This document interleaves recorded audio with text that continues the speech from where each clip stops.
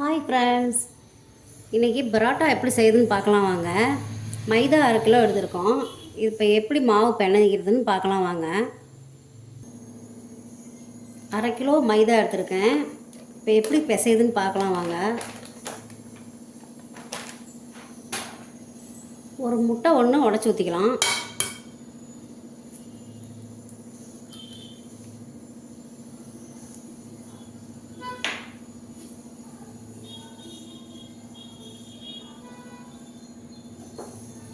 உப்பு தேவையான அளவு போட்டுக்கலாங்க.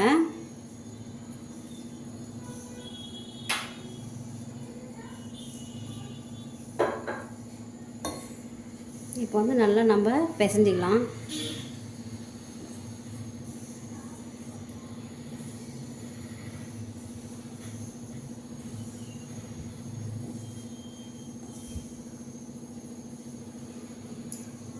கொஞ்சம் தண்ணி தெளிச்சிக்கலாம்.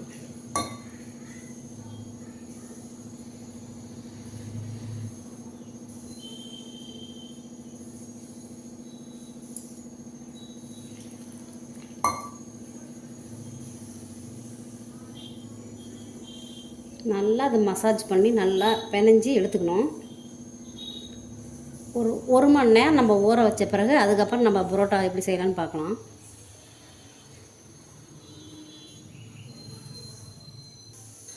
பாருங்கள், ஆயில் கொஞ்சம் ஊற்றிக்கலாம்.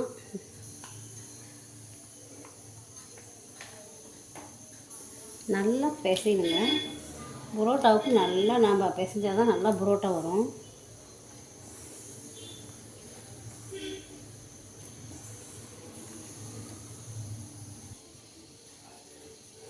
பாருங்கள், நல்லா பிசைஞ்சியாச்சு. இப்போ நல்லா கீழே போட்டு நான் கீழே நல்லா தொடச்சி க்ளீன் பண்ணிட்டேன். இந்த இடத்துல போட்டு மசாஜ் பண்ணுறேன். நல்லா நீங்கள் வந்து பிணைஞ்சிக்கணும். அப்போ தான் பரோட்டா வந்து நல்லா நமக்கு வரும்.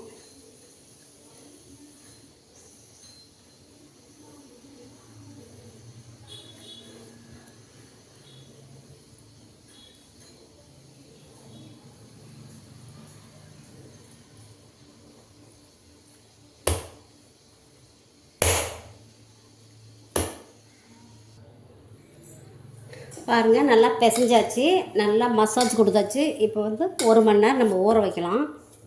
பாருங்கள், நல்லா சைனிங்காக வந்துடுச்சு. ஒரு வெள்ளை துணி போட்டு நம்ம இப்போ 1 மணி நேரம் நல்லா மூடி வச்சிடலாம். நல்லா ஊறட்டும். அவ்வளோதாங்க, பிணைஞ்சாச்சு. 1 மணி நேரம் கழித்து நம்ம வந்து இதை எடுத்து அதுக்கப்புறம் எப்படி பரோட்டா செய்யுதுன்னு பார்க்கலாம் வாங்க. இப்போ இதை வந்து வெள்ளை துணியில் மூடி வச்சிட்றேன்.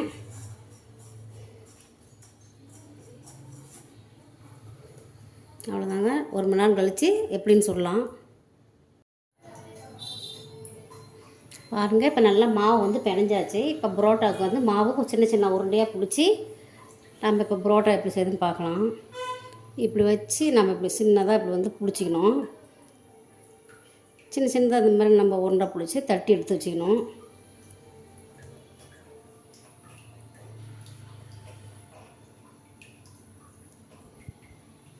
இப்படி பண்ணோம்னா ஒரே ஈவனாக சேஃபாக வரும். இந்த மாதிரி கட் பண்ணிக்கங்க. 1/2 கிலோ மாவுக்கு 8 பரோட்டா இல்லைனா 9 பரோட்டா வருங்க. நீங்கள் இது மாதிரி செஞ்சு பாருங்கள். இது மாதிரி எல்லாமே நம்ம கட் பண்ணி வச்சுக்கணும். பாருங்கள், 1/2 கிலோ மாவுக்கு 8 உருண்டை நான் பிடிச்சிருக்கேன்.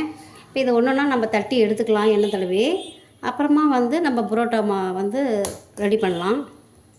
பாருங்கள், ஒன்று எண்ணெய் ஊற்றி நான் தட்டி எடுத்துக்கிறேன்.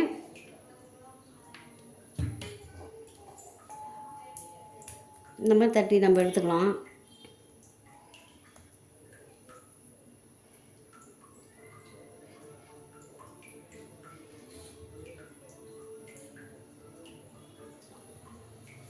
பாருங்கள், இப்போ எல்லாம் வந்து ஒன்றுனா நான் தட்டி எடுத்துக்கிட்டேன். இப்போ இதுக்கு மேலே வந்து நம்ம பரோட்டா செஞ்சு நம்ம வந்து இப்போ தோசைக்கல்லில் போட்டு வேக வச்சு எடுக்கலாம். இப்போ என்ன எப்படி செய்யுதுன்னு பார்க்கலாம். இப்போ பாருங்கள், நம்ம வந்து இப்போ பரோட்டாவுக்கு எப்படி தேய்க்கிறதுன்னு பார்க்கலாம். நல்லா அப்படி தேய்ச்சிக்கலாம். இந்த மாதிரி தேய்ச்சி அதுக்கப்புறம் நம்ம வந்து கத்தியால் கீரல் போட்டு நல்லா லேயராக வரும். அதனால் எந்த பக்கம் நம்ம வந்து போகுதோ அந்த பக்கம் நம்ம தேய்ச்சி எடுத்துக்கலாம். மாவு நல்லா வந்து தேய்ச்சிக்கங்க. இப்படி நல்லா தேய்ச்சிக்கங்க எல்லா இடமும். இப்போ வந்து நம்ம கத்தியால் கீரல் போடலாம். இந்த மாதிரி கோடு போட்டு அப்புறம் எடுத்து நல்லா ரோல் மாதிரி பண்ணிக்கலாம்.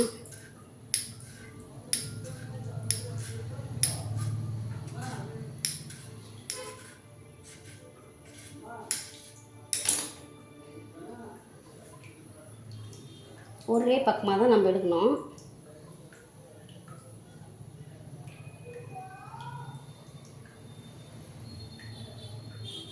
இதை எடுத்து ஒரே டைட்டாக நம்ம போட்டு இப்படி முடிச்சு போட்டுக்கணுங்க.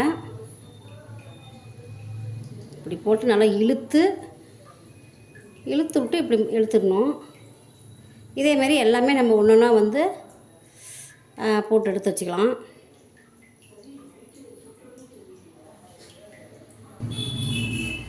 பாருங்கள், எல்லாமே தேய்ச்சாச்சு. இப்போ இதை வந்து தேய்ச்சி இப்போ நம்ம வந்து தோசைக்கல்லில் போடலாம் பரோட்டாவை. பாருங்கள், சும்மா லைட்டாக தான் ப்ரெஸ் பண்ணணும். பாருங்கள், தோசைக்கல் காஞ்சிருச்சு. இப்போ வந்து பரோட்டாவை எடுத்து நம்ம தோசைக்கல்லில் போட்டுடலாம். எண்ணெய் வந்து கொஞ்சம் நிறையா விட்டோம்னா நல்லா வெந்துடும்.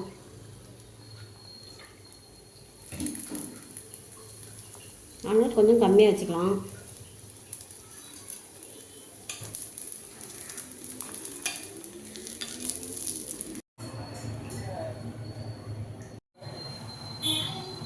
பாருங்கள், பரோட்டா வந்து ரெடி ஆயிடுச்சு. இப்போ இந்த மாதிரி தட்டிக்கலாம், அப்போ தான் சாஃப்டாக இருக்கும்.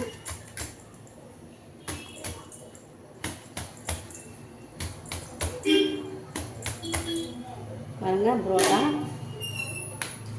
பரோட்டாவுக்கு தலைக்கறி குழம்பு ரெடி பண்ணியிருக்கேன். வாங்க சாப்பிட்லாம். இதை பிடிச்சிருந்தால் லைக் பண்ணுங்கள், ஷேர் பண்ணுங்கள், சப்ஸ்கிரைப் பண்ணுங்கள். தேங்க்யூ.